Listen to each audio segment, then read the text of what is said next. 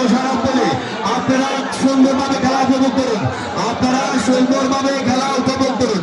আজকের দুই দলে আমাদের প্রথম পুরস্কারের খেলা দেখা যাক। অসাধারণ অসাধারণ